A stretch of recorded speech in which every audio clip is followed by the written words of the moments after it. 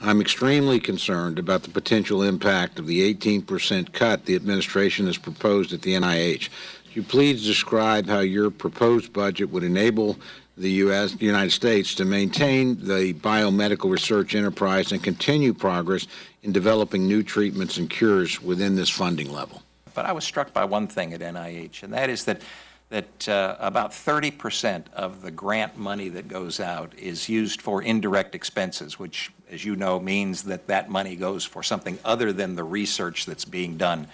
And I think what the budget is trying to do is being the first step in this process, is trying to bring focus to the kinds of things that we ought to be able to do to get a bigger bang for our buck, if you will.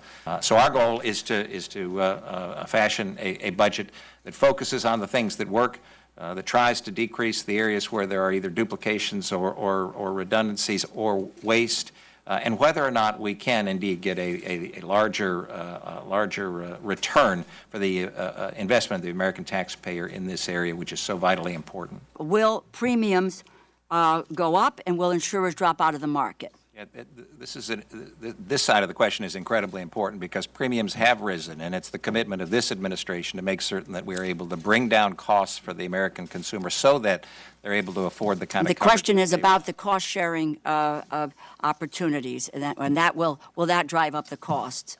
That's what I'm not able to comment on. Will you work to avoid premium hikes, as has been projected by CBO, by enforcing the current law?